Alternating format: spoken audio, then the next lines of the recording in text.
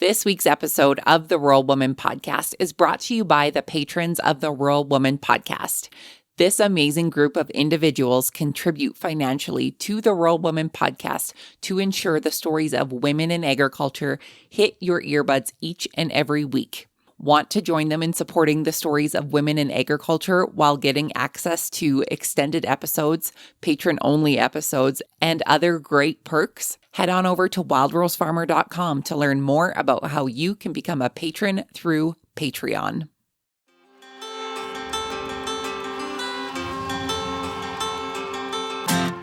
Hi, I'm Caitlin Dubin, and this is the Rural Woman Podcast. I'm a first-generation farmer who married into agriculture.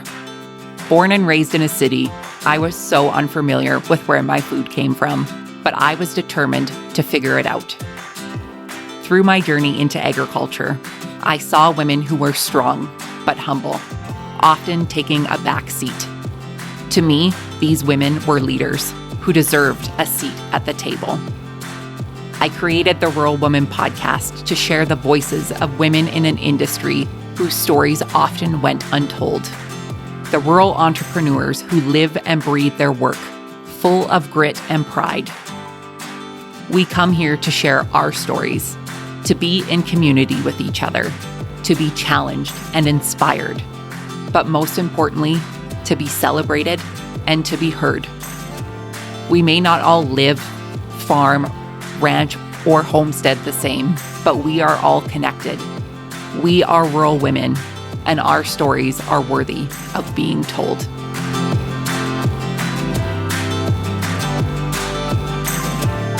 Hey everyone, welcome back to another episode of the Rural Woman Podcast. Today you'll meet Josie Tchir.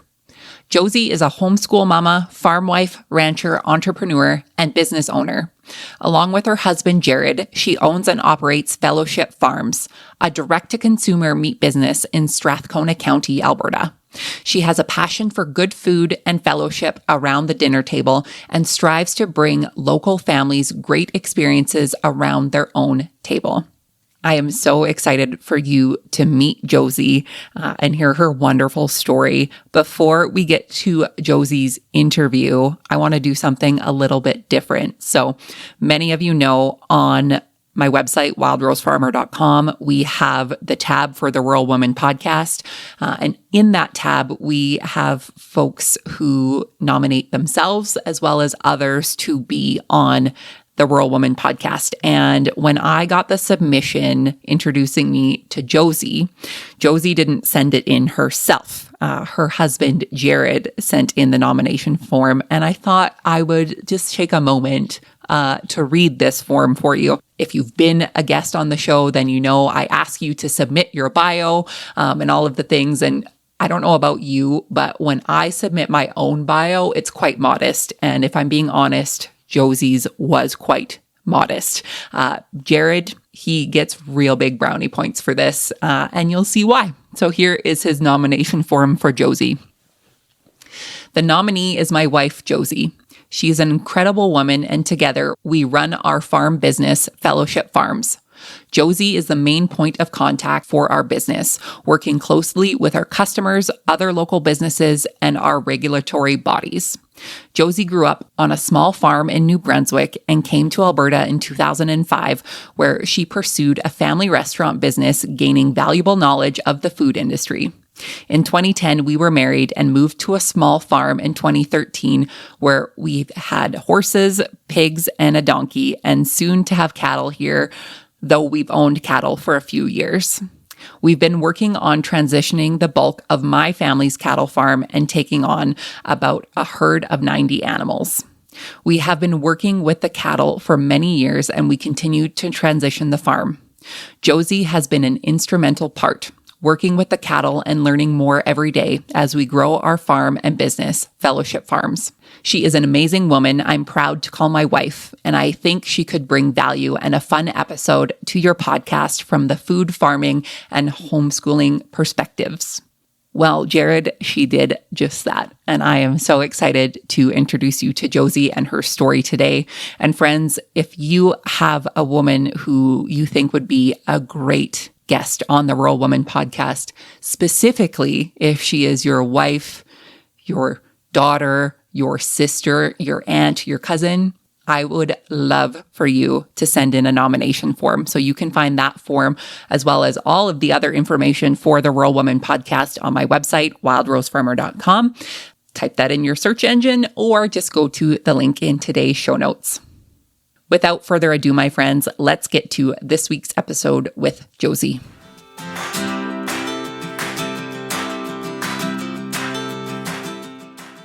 Josie, welcome to the Rural Woman podcast. How are you today? I'm doing so good. How are you doing? I am doing very well.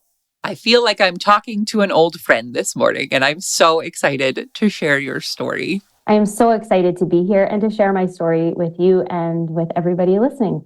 So for the folks who are unfamiliar with you, Josie, give us your background. Tell us who you are, where you're from, and how you got your start in agriculture. My name is Josie Tchir, and I currently live in Strathcona County, Alberta.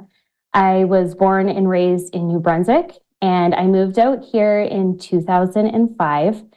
I grew up on a farm when I was really young. I was born into as a sixth generation farmer. Then I moved to town and got out of farming as my family. And then when I moved out here to Alberta, I was in the restaurant industry, and then I met my husband, who is a fourth generation cattle farmer. And we soon after got married. We had a family and moved to the country, where we live currently on a smaller farm, and we help run the bigger family farm, which we are looking to transition to becoming a bigger farm for us. We have so many things to dive into. So tell us more about your family farm back in New Brunswick. 6 generations is a very long time. Yes. And do you know what's funny is I actually didn't realize that I was a 6th generation farmer until very recently. I was born on the farm I was born on that 6th generation farm. It was a multi-animal farm kind of operation for a few generations. And then my great-grandfather was a dairy farmer. And then my puppy, which is what I call him, but my grandfather, my maternal grandfather, got into raising pigs.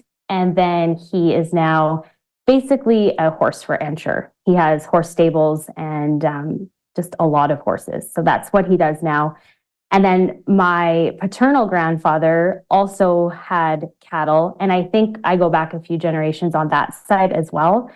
And I actually was just discussing with my husband this morning about my family farm that I was born on. And we hope to one day, I want to bring him back there to show him that farm, because I grew up going there. I had friends that lived in that farm or on that farm after we moved away. And so I want to be able to show him and show our kids. We have 2 kids, they're 11 and 12. And I want to show them too what our farm looked like that I am from. That's amazing. It's always cheesy for me when people are like, farming is in your blood. But that is a lot of generations on both sides that have agriculture surrounding them. And just the diverse operations that you would have on the East Coast. I myself have never been to the East Coast of Canada, and I'm crossing my fingers and toes that I make it there.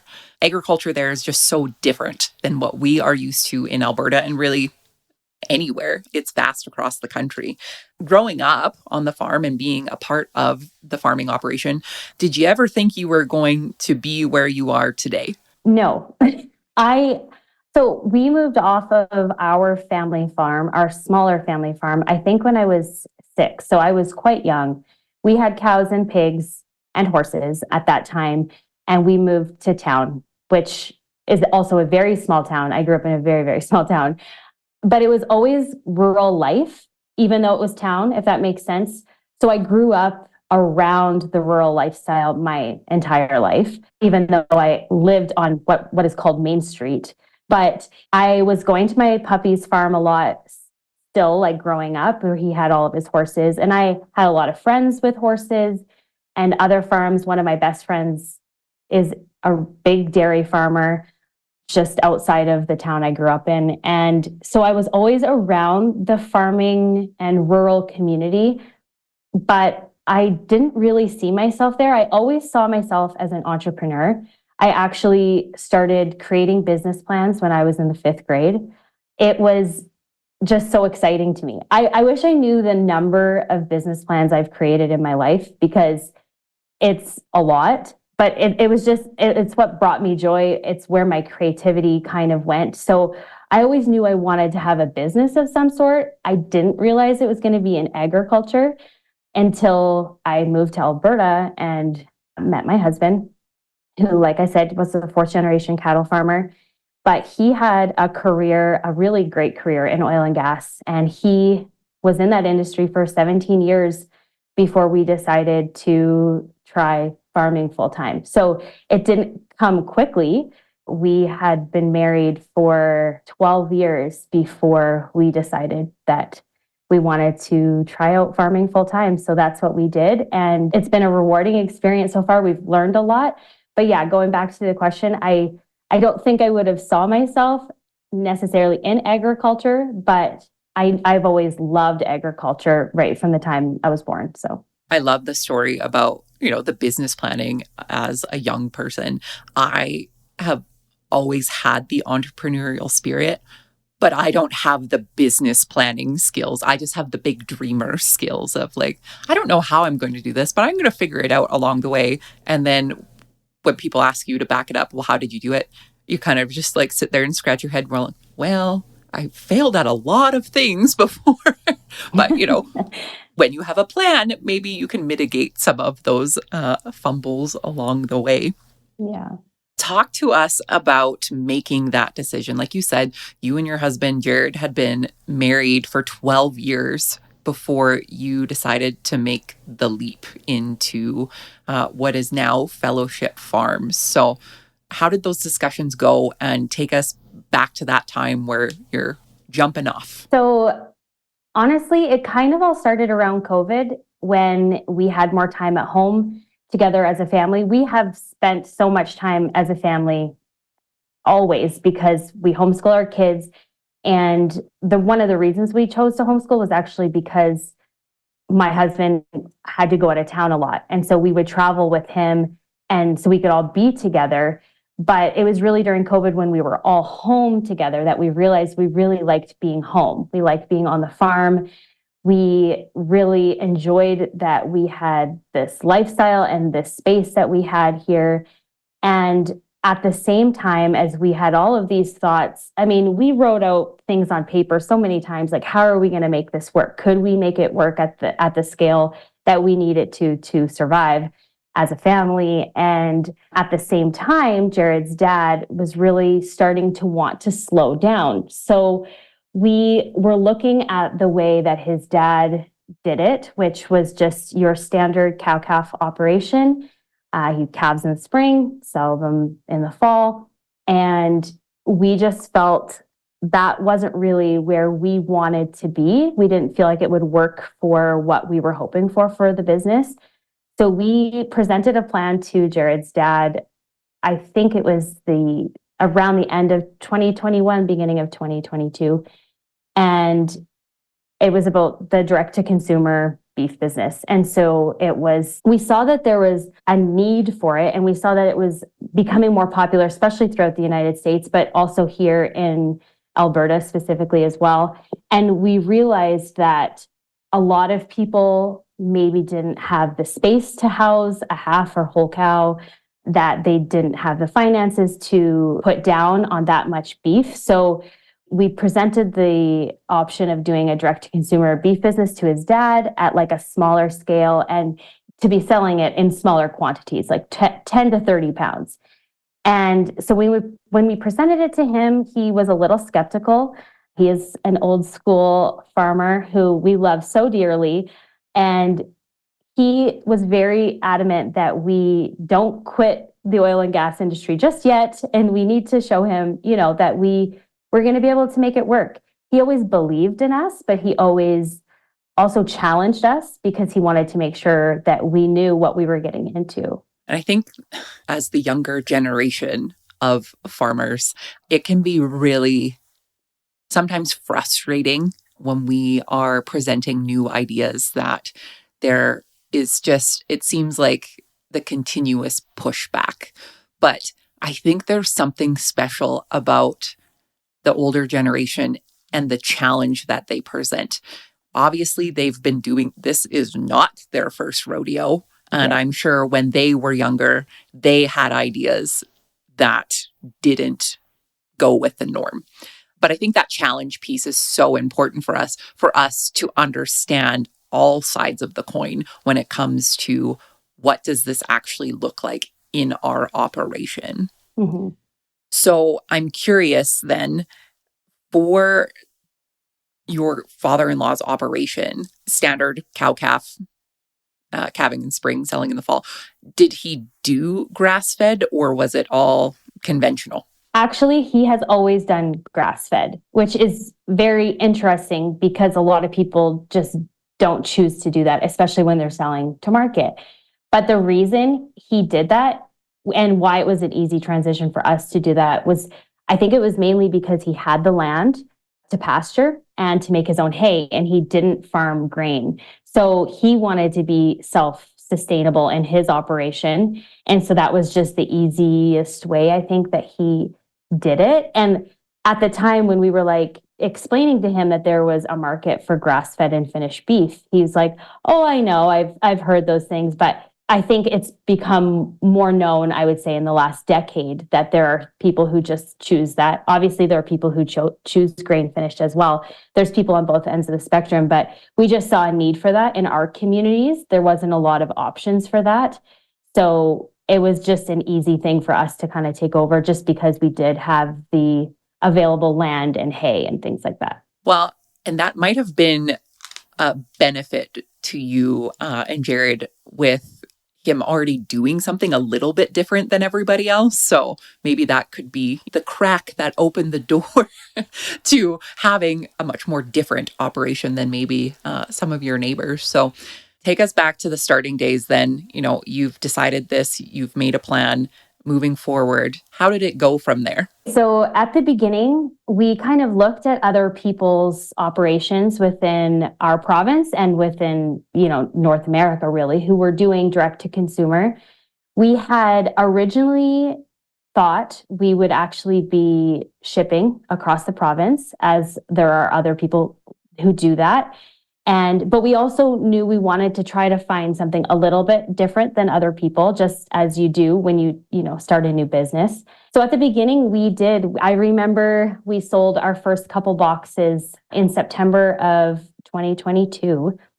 And at that point, we were heading to Calgary for some deliveries because we had some friends in Calgary that wanted to buy from us. So we were practicing packaging boxes with liners and things like that to see how long our meat would last. And so originally that was actually going to be our plan, that we were going to market to Alberta and we were going to ship our product. But within a couple months, we realized, wow, we have a lot of access to the communities around where we live. We're only 30 minutes east of Edmonton. And so our surrounding communities we have a big population. We have access to a lot of people. And because we love our communities, like we really, really do everything we can to be a part of our community, it quickly shifted to being like, okay, how can we get our meat into hands of our neighbors? And the amount of people that we deliver to within a 15-minute radius is actually probably pretty crazy. I actually want to do statistics to see we actually reach a lot of people just within 20 minutes basically of our house. And so it definitely came with challenges still. We needed to figure out how long it was going to take to deliver, because I deliver everything personally still.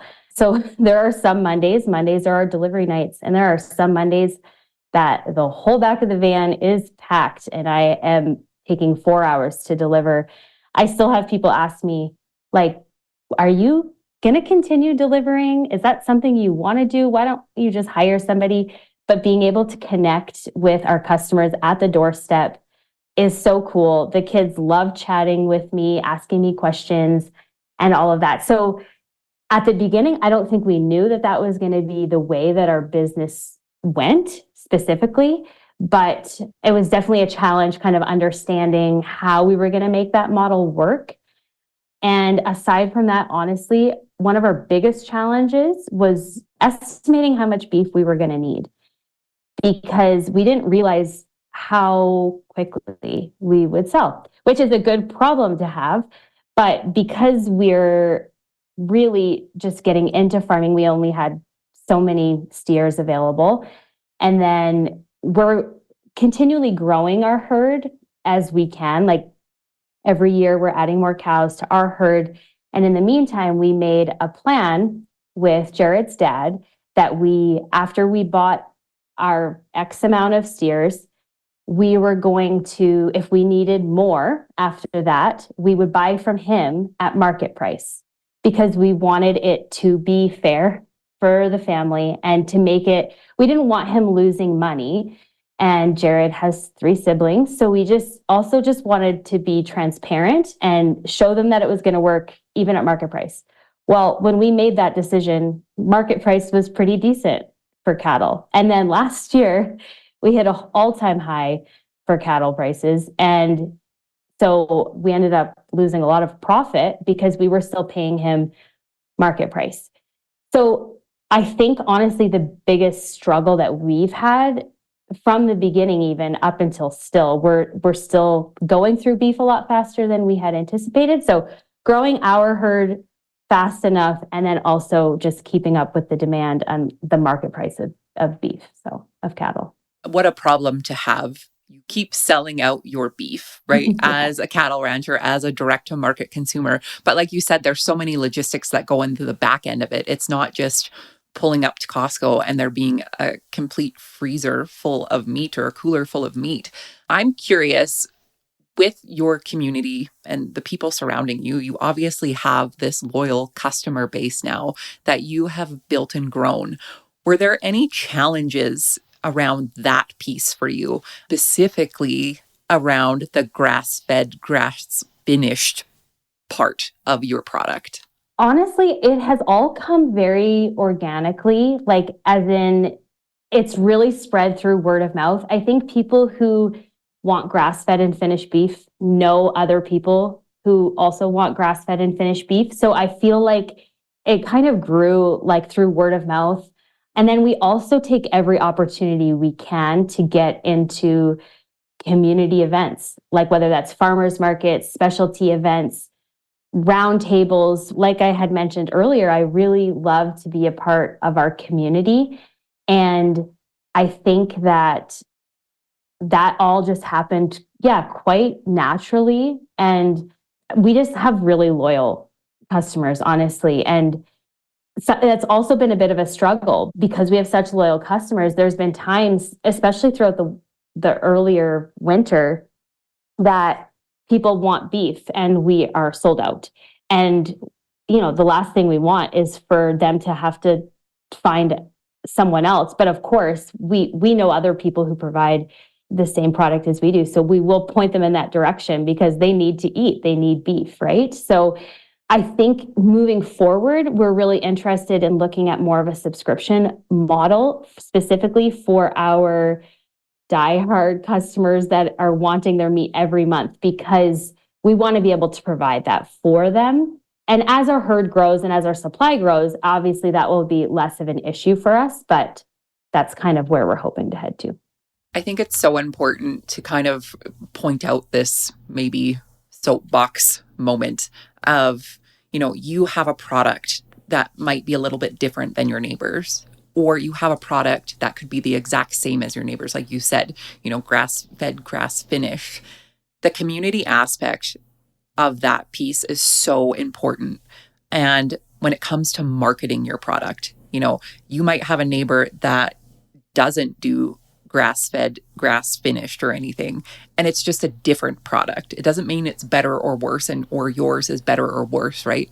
And I find in agriculture, there are some folks who are perhaps in the direct to consumer market that market their product as greater than because of these reasons. And when I see that, it is my immediate red flag. If the only thing you have to say about your product is it's better than somebody else's because of this list of reasons, I don't want your product. You can tell me why it's different and let me make a decision on my own as a consumer if that means it's better. But if that's what your only marketing stand is, like, thank you, next. Yeah. And honestly, from the beginning, I saw other people who had grass-fed and finished, and that is really what they were pushing. It's better than, it's better than. And then when I got more involved in the community of other producers and got to know other people who farm and other women within the business, I quickly was like, okay, that is not entirely true. You're right. They are different. There are people on both ends of the spectrum that love both ends of the products. And I've actually grown in that way to know, like, even though I've seen it push so much on so many other, social medias and stuff like that, I always want to make sure that I don't come across like we are, better than, because I do think there is a place for all of it. And there's a place for all of us. And we all farm differently. We all ranch differently. But the actual community of it, the love that's poured into those animals, no matter what, is all relatively the same. So I think bringing people together is better than pushing people away. Absolutely.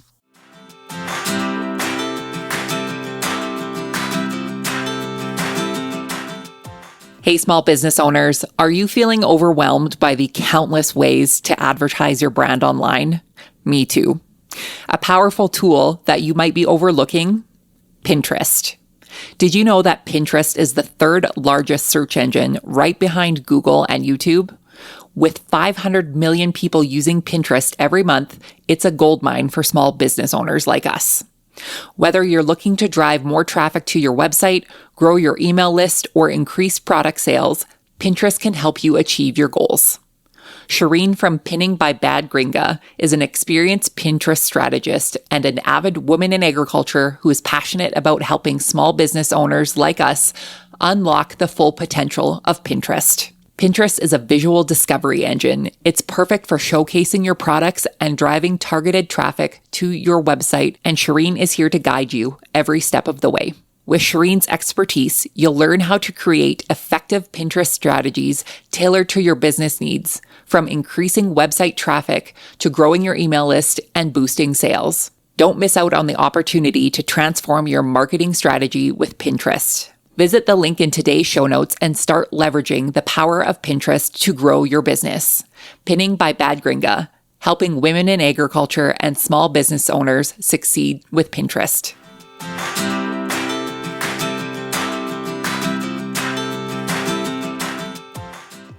I'm curious where you are, obviously, in the province. I am at the south end of the province and you are at the middle to higher end of it. Drought. Is this something that you are concerned for your 2024 season? Absolutely. Last year, we saw a bit of it. The first, half of the summer was really dry. So our first cut of hay was not great. And then all the prices went up for hay. So we knew that we needed to prepare ourselves. And we have lots of local neighbors and stuff who produce the hay in the same quality that we would want. So we did end up securing extra hay if we needed it, which we did. We did not make enough hay last year to sustain our herd. And so going into this year, that's a big talk around the dinner table with our father-in-law, my father-in-law as well, what that looks like, how much hay we're thinking we're going to need.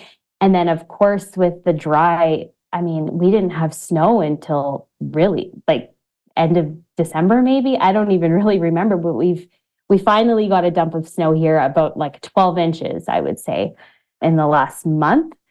And that doesn't equate to a ton of precipitation, but at this point, anything helps. So a lot of the headlines and people are talking about this upcoming drought. And so what we're doing personally is just trying to prepare ourselves to what that's going to look like for us on our farm. And if there's anything else we can do to help with it. I actually attended a drought conference, like a mini night, I guess, on drought in our neighboring county, who put it on. And so I learned some things from there that I kind of took home and shared with my husband and my father-in-law, because I am not so much on the ground when it comes to the actual farming practices. I mean, I'll run gates and run cattle and do those things, and I'll make hay once in a while, but they know a lot more on that end. And so yes, it's definitely something we are concerned about and we're looking into, and we're just praying for lots of rain in spring. Yeah. Honestly, that's what we can do. I think it's to be proactive, and drought is not new. I think from the time I've been in farming, we've been in a drought. So it is just the reality that we live with. And even if you have irrigation, if there's no water to pump through those pivots, there's no water. So I'm glad you brought up conferences, because that leads me lovely into the next section of questions here. So Josie and I actually have met face to face, which I don't often get to do that a lot with the incredible women that I speak to, but we got to meet before we sat here today. I had the honor of hosting the FCC Young Farmers Summit this past winter, and I met Josie and Jared at my event in Camrose. So it was super nice to see you. I think we had a lot of great conversations about a lot of different things throughout the summit. But one of the big hot button topics that we always talk about in these young farmers settings is transition planning. And you've shared a little bit about your plan with us, or, the talks of it. Would you mind diving in more about what transition planning looks like for you and your family and the farm? Sure. So when we started, again, that was only just a couple years ago, when we sat down with my father-in-law and kind of presented our plan to him, it was at that time, honestly, it was very much like, okay, you guys can start your own thing. I'm going to stay here and you're going to basically start from scratch. That's kind of how I took it in the beginning. So in the sense of, I guess, that we had originally planned that we were going to be building from the ground up in regards to our herd, in regards to the facility and all of that. So it's honestly shifted quite a bit over the last year. So going in, we thought, okay, we're buying from our dad. That's what we know. And we have access to his equipment, which is amazing because we all know how much equipment can be. We have access to land, although we are renting it at, again, like market value. And on one hand, I kind of felt like we were going into it almost like first generation farmers, but with the multi-generational knowledge and access, which actually means so much. Like being able to talk to him about things that are going on or ask him questions, like having him there is so important. So I think at the beginning, if you had have asked us maybe a year and a half ago, I think we would have said it feels more like we're doing everything from scratch. As time has gone on, I think his dad has realized that what we are doing is going to work. Again, I kind of mentioned it at the beginning, he was a little skeptical. Not skeptical, but just he wanted to make sure that we weren't ruining our lives. Honestly, like even when I was at that summit with you, that conference, we're chatting with other farmers, and I keep seeing it. Whereas like our generation of like our age, our parents are telling us don't farm. Like you should maybe do something else. Like it's a hard life. And on one end, that's great that they're looking out for us. But on the other hand, I think a lot of people are coming around that came out of a multi-generation farm who went into a different career, and they came into it now saying, no, I want that lifestyle. Well, why do you want that lifestyle? So it's things like going over in our brains, like why do we choose to do this? It's not easy. It's a full-time, not just, And so I think Jared's father was pretty concerned about that end of it. And so, but like I said, I think over the last year, his heart has changed towards it. And now there are some different discussions of what transition could look like. We're not taking over the farm by any means, but being able to build our herd a little bit easier and try to find a way and to make a plan, like actually sit down and plan, okay, what does that look like? Can we make it work on a greater scale than just starting from scratch? So I love hearing from folks who have been to any conference, but Young Farmer Summit specifically, that's my favorite. That's my jam because of the conversations that happen around those tables. Because I know agriculture in itself can be really isolating and lonely. And in the grand scheme of things, there's not a lot of farmers around. And when you can sit in a room and have a conversation with somebody who can understand what you're going through, that can be life-changing for people. So my first point here is if there's a conference in your area, go to it. Make the plan to go to it. Doesn't matter what conference it is, go to the conference. Sit in a room full of people who know what you're going through. I think for me, one of the biggest takeaways that I have had for the number of years that I've done this now is looking at transition planning and succession planning on both sides of the coin. And as a young person who can be real damn stubborn sometimes, it's hard to do that. What I'm getting from what the older generation needs from us is a couple things. They need a plan, and they need that plan to be solid. The next thing they need is purpose for themselves. If they leave the farm, what is their purpose? If they no longer farm or ranch or do whatever it is, what purpose do they serve, right? Many of these people, this is the only life they've ever known. So finding that balance between the purpose for them and the profits and growth for the younger generation, I don't have the answer of how you do that, but I think a big important piece to that is the conversations and the transparency and the willing to be open about having those conversations on both sides of the table. yeah, absolutely. And I think his dad has been very clear from the beginning. I want to see your plan. I want to see your plan. Just recently, like, let's see your 2, 5, and 10-year plan. What does that look like? And 2 years ago, he was very much like, I will not be leaving this farm until I'm in a pine box. That was not in his plan. And as time has gone on, he realizes that, okay, maybe this is something, maybe he will end up leaving, and maybe we will end up moving to the farm, which honestly hasn't really been in our plan from the get-go because it didn't seem like it was a possibility. But I guess my encouragement to anybody who may be going through something like that is to be very transparent.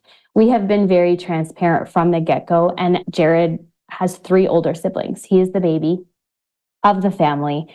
And we were very clear from the beginning, we wanted it to be fair. That's what we kept saying. We wanted it to be fair. We didn't want to seem like we were being favored in any way because we were the ones who chose to farm. And so there's been a lot of that. And there's been a lot of discussion around tables talking about with other people who have done similar things as transitioning and stuff like that and succession planning. And I think it was actually at the Young Farmers Summit that I heard this.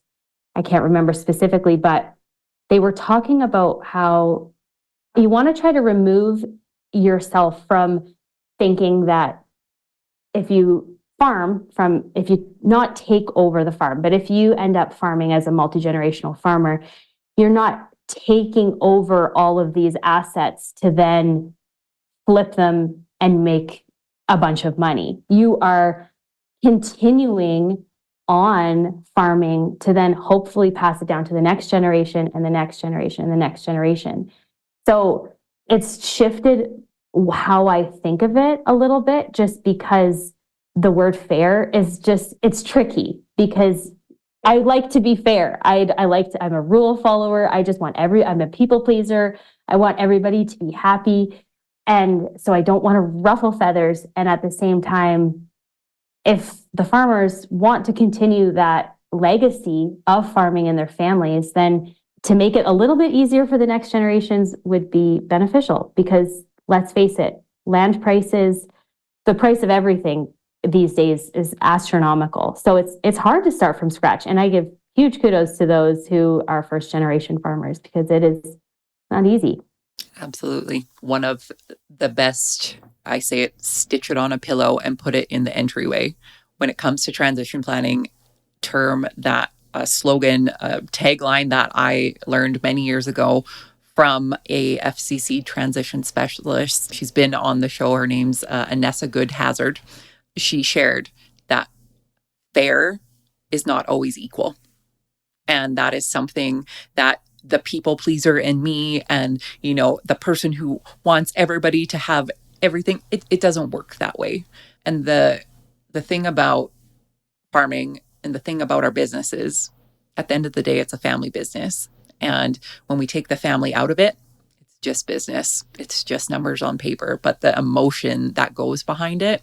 And specifically, I'm thinking, I recall when we were in Camrose, a question that I had asked the audience was, how many of you farm with your siblings on your family farm? And, a few hands came up. But then I asked the question, how many of you have off-farm siblings? And all of those hands went up. Comparatively, there's not a lot of siblings that are farming together. They might, farm adjacent. They each have their own business. But it's just, the transparency is so important and the communication is so important. And I think the most important thing to say is it's hard and we get it. Yes, I agree with that.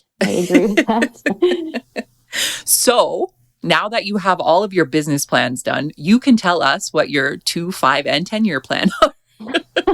But, condense it down. What are the future goals that you have and what are you looking forward to? So one of the biggest parts about why we do what we do is also just creating community and fellowship around our table. We haven't really touched on that yet. But again, something that we do differently than other people is like in our boxes of meat, for instance, we give conversation cards every month that you can just bring out at supper time and pass them around the dinner table to create conversation. We add bucket lists to do with your friends or family. And that's kind of where my heart is the fellowship, what happens around food, what happens around the dinner table. I had mentioned I had owned a restaurant in the past, so food has always been a big part of me and a big part of my family. So I think looking forward, obviously one of the biggest things we're going to be doing is hopefully we will be growing our herd, as that's just a necessity. So we will be working on that over the next few years till we get to, the level that we want to be at, that's sustainable for us and for our business.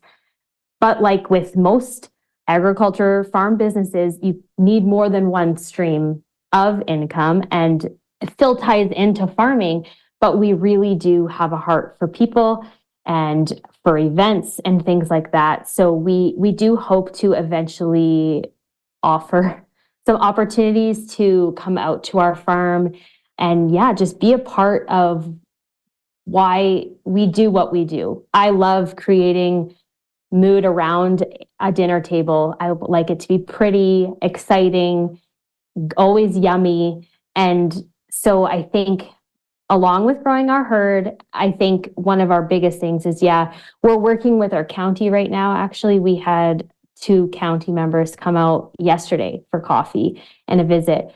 So just discussing what tourism looks like within our county and what that means for the agriculture sector, because I think it's actually growing quite a bit, tourism within agriculture, and rural communities. So I think I would say, in a nutshell, I guess growing our herd, creating opportunities for experiences and community events and that sort of thing. And I think that's, kind of the gist of it. And then possibly making a move to the bigger farm, but that is still undecided. Those are all amazing goals and good things to work towards. And like you said, building that community piece, you can't put money on that because it is absolutely essential for what it is that we do here in agriculture. So Josie, my last question for you is, what is the most rewarding part about being a woman in agriculture and a rural woman for you? Honestly, it's such an honor to be able to fall under that umbrella. I think it's so beautiful that we live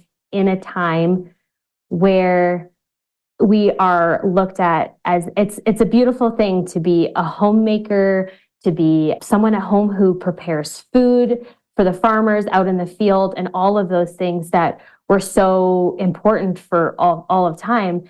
But at the same time, women are also, it's great that we can achieve the things that were also, men dominated for so many years. It's, I think, trending upwards. I saw a stat the other day that women are now being more involved in agriculture than ever before. And so I think it's just so amazing that we get to see that live out and that we get to be a part of that.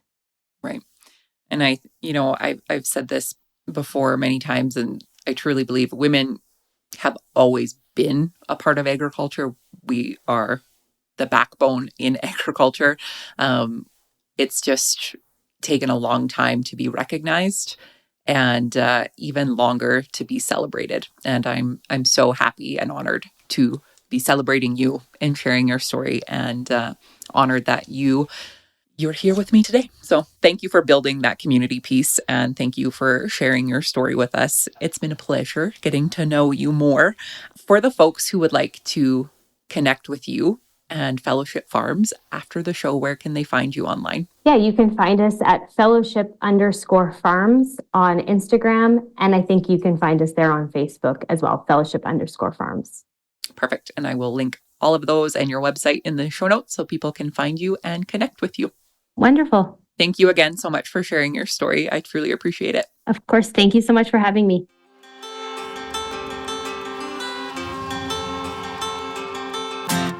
Thanks for listening to the Rural Woman Podcast. The Rural Woman Podcast is more than just a podcast. We are a community. A huge thank you to the Rural Woman Podcast team, audio editor Max Hofer, and admin support from Kim & Co. Online. A special thanks to our Patreon executive producers, Sarah Riedner from Happiness by the Acre and Carrie Munven from Laystone Farms. To learn how you can become a Patreon executive producer or other ways to financially support the show, head on over to wildrosefarmer.com to learn more. Be sure to hit the follow or subscribe button wherever you listen to the podcast to get the latest episodes directly on your playlist. And if you are loving the show, please be sure to leave a rating and review on Apple Podcasts or any other platform that accepts ratings and reviews. You can connect with us on social media at The Rural Woman Podcast and with me at Wild Rose Farmer. One of the best ways you can support the show is by sharing it. Send this episode to a friend or share on your social media. Let's strengthen and amplify the voices of women in agriculture together. Until next time, my friend, keep sharing your story.